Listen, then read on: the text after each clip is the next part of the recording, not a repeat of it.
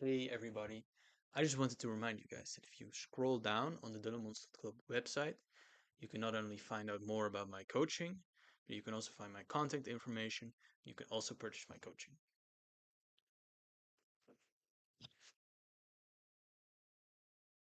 So, this is round one of Maple Mayhem 2026.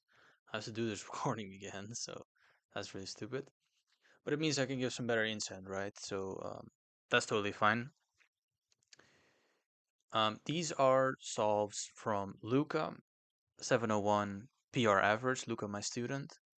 And we're just going to have a look at these to show you what your solves could look like with my coaching, what he's doing right and what he's still doing wrong.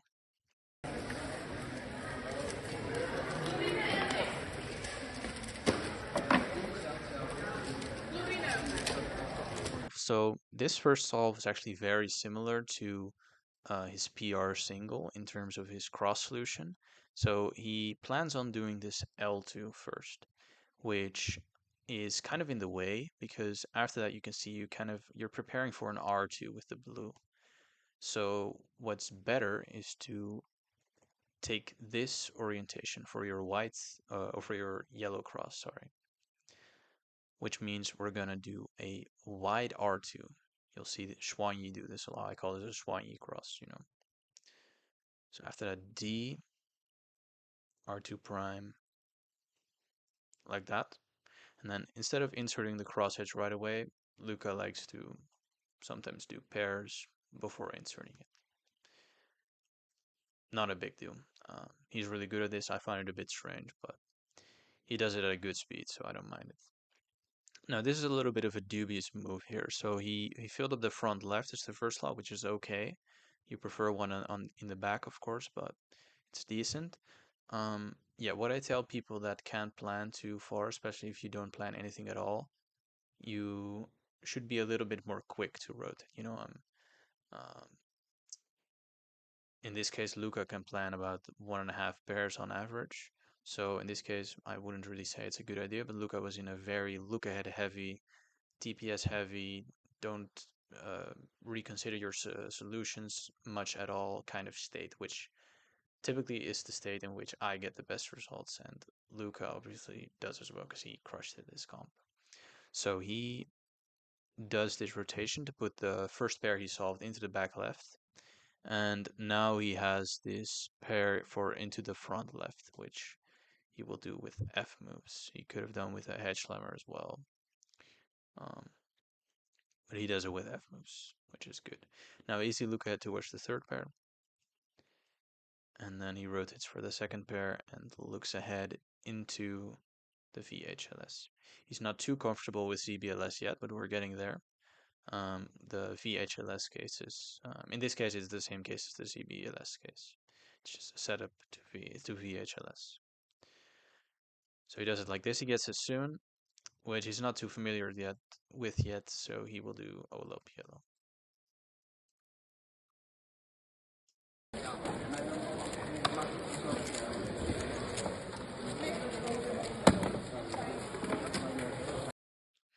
This is solve 2. For this, he has a really easy white cross, and he does something I don't like. We've discussed this quite a few times, but Luca can be a bit stubborn when it comes to things like this. It's a bit of a balance, for a coach where, like, are you really gonna pound in something that doesn't matter too much when this is just something that is really part of the cuber.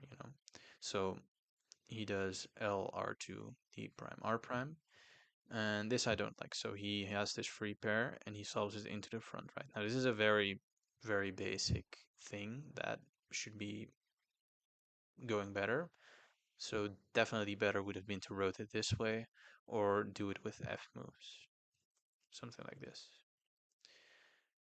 But one thing that I will give Luca is that he was pretty close to planning his second pair, I think. Or at least he knew that it would remain in his vision. That I am very sure of. So in this case, practically, it does not matter that he rotated to solve it into the front because the more you plan, the less it matters which slots you really fill. So he does his Y rotation, and then he keeps his eyes locked on this pair. He doesn't really get distracted by all the other pieces that are useful in front of his face. So he keeps locked in on this, and then this is another thing I don't like. I dislike this more than the previous one, I think, because in this case you can rotate and solve it into the back left by rotating this way. And that's good for two reasons. One, you're solving two back pairs, but two, you're continuing the directions in the same direction. So you did a y prime here and another y prime here, which means you've now had every single pair in your front. So any pieces that might be stuck, you should have seen them. In this case, all the pieces are pretty much on the top layer, so it really doesn't matter. So in this case, I think for ergonomics and perhaps even for finding pieces, it is actually quite good to rotate this way because we see every single piece right in front of us. So now he has a rotation. This is an EO finish. That's very lucky for a ZB hybrid ZB solver like Luca. And then it's even a full 2-gen finish because this ZBLL is 2-gen. Right, that was the fastest solve of the average. That was a 620.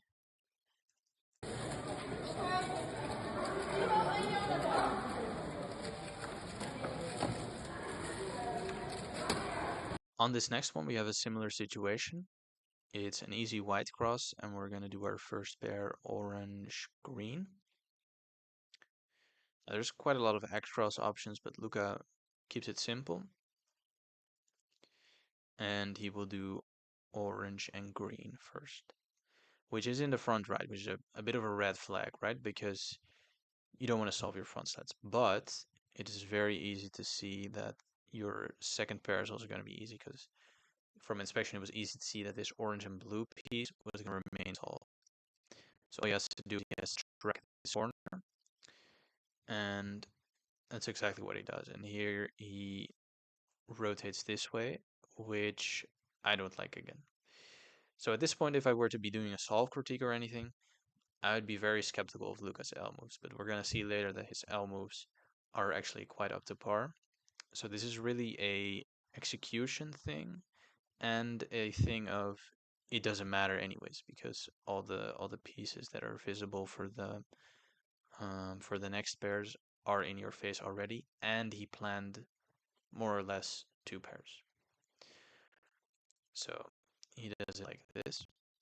Now for his third pair, he should have been looking ahead to this one, but this is might have been a bit of a look ahead mistakes because in this case he has two front slots. You have to be quite careful.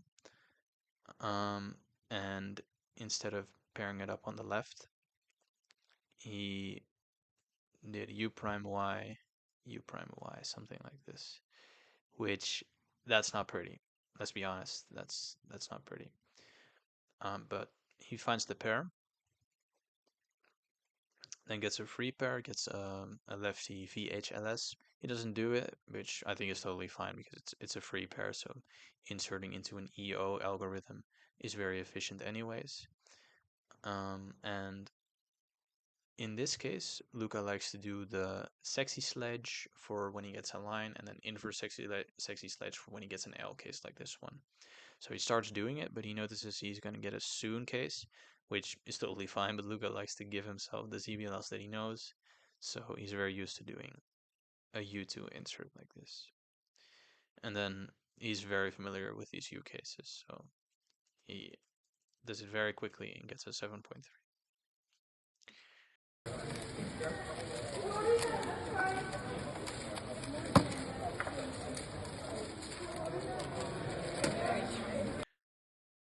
Second to last solve, I think this is. So a lot of options on this one. The main thing I would have liked is if he had done the cross from the Y2 angle, which would be very advantageous for this blue-red one, which with a start like this could give him a free pair.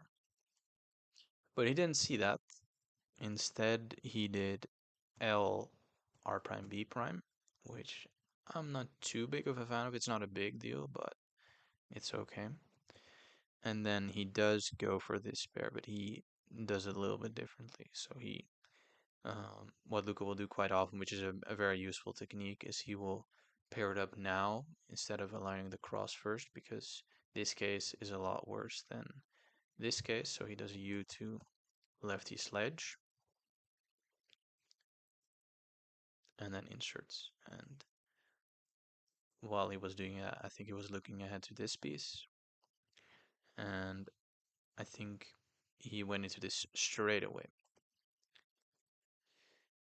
So he's doing this one. He just came from this position. And from here, you can see very clearly that um, none of these edges are the red-green one. So after rotating here, you know pretty much for sure that it's in the back right. So while inserting this pair, he's kind of peeking at the back right and he sees the green, so he knows it's a triple sexy.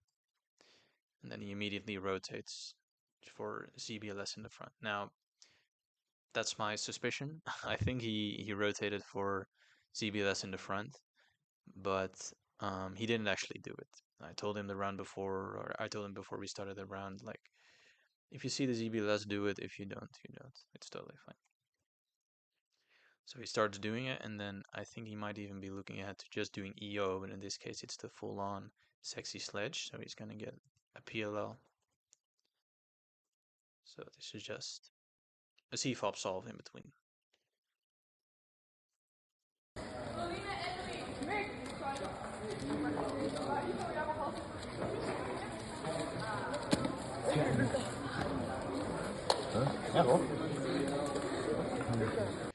All right, this should be the last one. Let's see.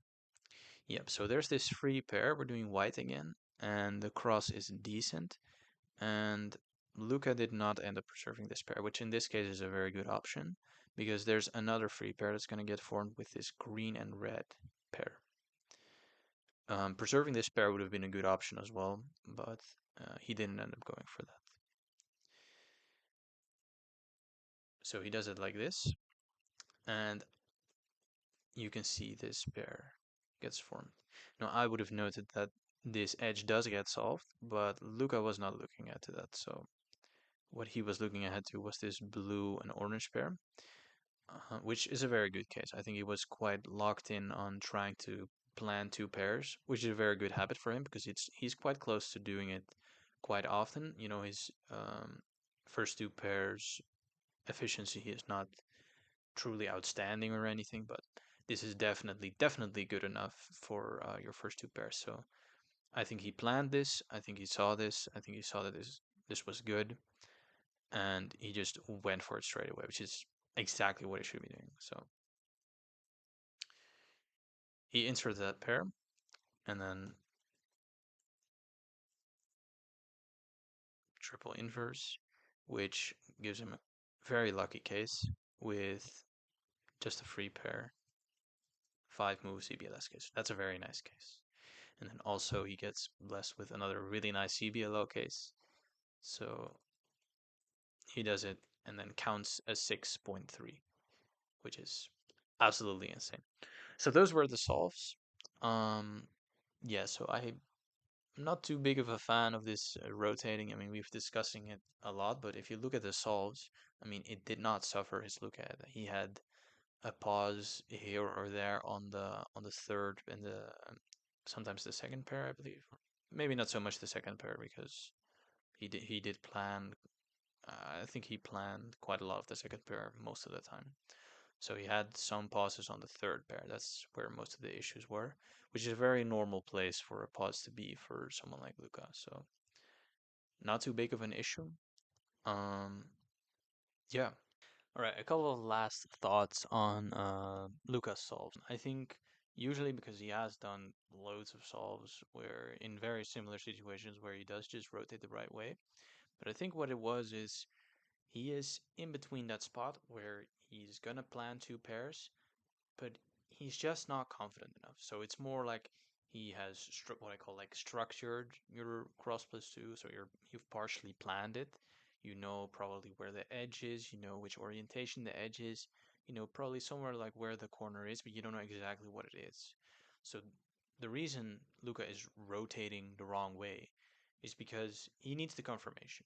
Say if he rotated the other way on solves 2 and 3, I believe it was, he would have probably had to peek on the back left, which would have probably caused a pause. But since he rotated the wrong way, it was in the front right. So it was very obvious which pair it was, how he had to solve it. He had good look ahead into it. So if you just purely look at the cross plus two splits, they are all very, very fast on these few solves. Okay, after speaking to Luca, it's clear to me that his rotational choices was to improve look ahead, at least for the second pair. So he was able to confirm what his second pair was. He didn't fully know what it was, and it was easy to execute. He didn't have to peek at the back left, for example.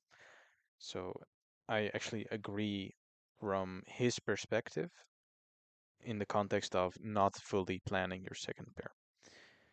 Now, another thing I want to point out is the principle of when you're solving F2L pairs, your first one will be much harder to look ahead to than your last one, because the more pairs get solved, the less places F2L pieces can be, making it inherently easier to find your other pieces. So that's an argument as to why it's important to have a fast cross plus one split or a fast cross plus two split, which I think is another very good aspect of the fast cross plus two split that Luca was seemingly chasing in this average. Okay, that makes the 701 PR average from Luca. It's a very big jump from his previous PR average. He's doing very, very well, and I'm very proud of him. If you too would like to get my coaching, you can visit dolomontsclub.com to check out my coaching options. I'll be training quite a lot for Euros the upcoming days, and I'll share some of my progress of that on my Instagram and on YouTube.